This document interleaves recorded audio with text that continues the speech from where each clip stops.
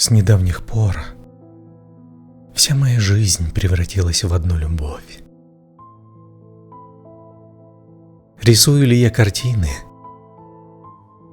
Исполняю ли я музыкальные произведения? Либо готовлю себе завтрак? Я все делаю так, словно делаю это тебе. И нет большего блаженства жить для тебя одной, не изменяя тебе даже в моих мыслях. Я давно записал твое имя на скрижалях моей мужской души. Видит небо мою тоску по тебе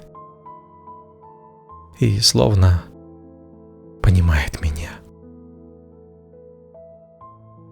При каждом упоминании твоего имени я улыбаюсь, невольно вспоминая твою чудесную улыбку.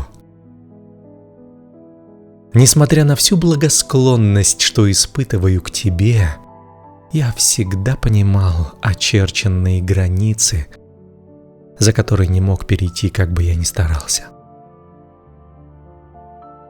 Но именно сейчас я осознаю, что живу каждый день по-настоящему, как и должно жить мужчине. Ведь прожить жизнь, так и ни в кого не влюбясь, сродни тому, будто бы ты и не жил вовсе. Ты же, милая, настолько ярко зажгла влечение к тебе, что от сияния моей влюбленности стало так уютно миру. Я всегда знал, что этот мир спасет любовь. И вероятно, что этой спасительной ветвью станет моя любовь к тебе. Мне не всегда было очевидно, нужен ли я тебе со всей моей любовью, но я всегда мог ждать тебя ровно столько, сколько бы тебе понадобилось, чтобы привыкнуть ко мне и всецело расслабиться в моем будущем постоянном присутствии.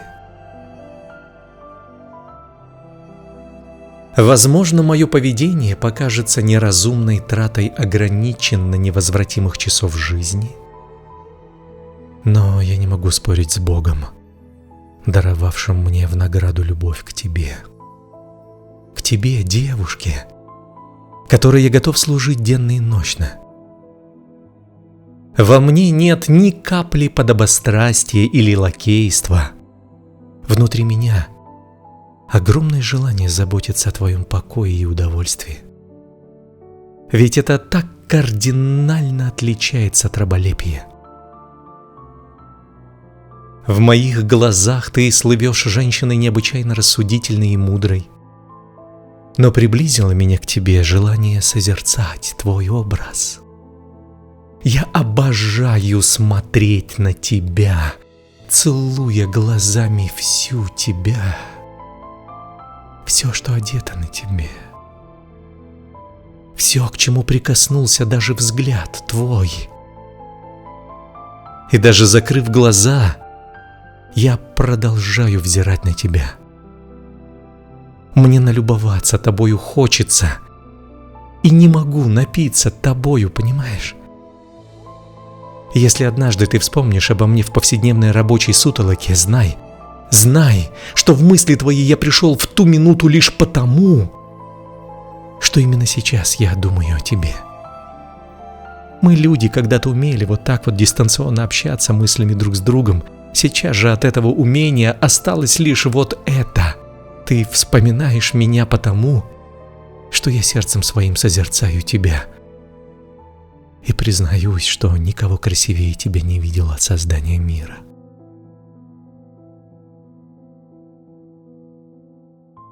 Я гоню прочь все дела, все проекты, всю эту суету. Мне бы с тобой еще побыть вместе рядышком, пусть даже в моем воображении. Какое слово найти, чтобы обозначить им все мои чувствования к тебе? И если бы я был обречен платить дань твоему дому, я бы делал это с блаженной улыбкой на устах. Я вполне осознаю, что мои письма не могут быть абсолютно убедительными. Но я никогда не ощущал такого бессилия, как ощущаю, перед невозможностью уже сейчас назвать тебя моей единственной супругой. Но я никогда не ропщу, а лишь благодарю небеса за то, что моя душа поет каждый настоящий день песни обожания тебе.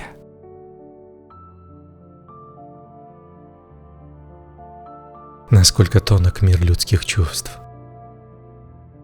И я внутри этого чудесного перелива душевных струн любуюсь тобою, засматриваюсь, не свожу глаз и восхищаюсь твоим совершенством, возлюбленная моя избранница. Порой мне думается, что для того, чтобы полюбить, надо душе созреть для живительного напитка. И знаешь, я вижу, что твоя душа созревает и раскрывается навстречу ко мне с каждым новым моим письмом.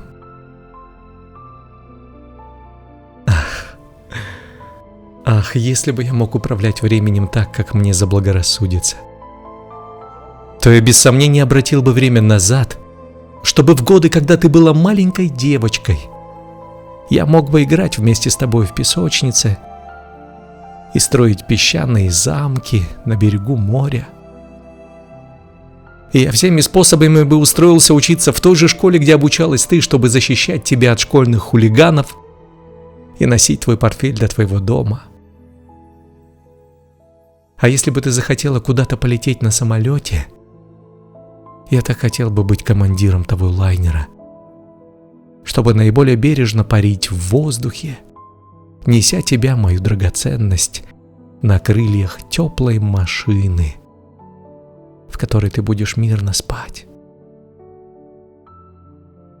Мне хотелось бы стать поваром, готовящим тебе вкуснейшие блюда, потому что в каждое блюдо я добавлял бы самый главный ингредиент – мою ласку и любовь.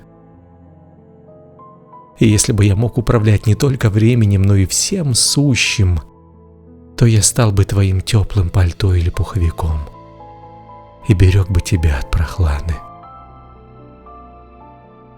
Какое неугасимое желание стать ради тебя всем, чем только можно было бы стать. Я пишу эти строки,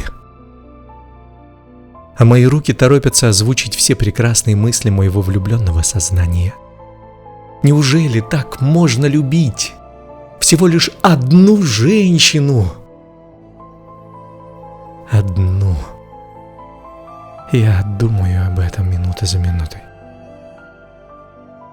И воспротивиться откровению по тебе я не могу, ибо понимаю, что в тебе я объемлю весь мир.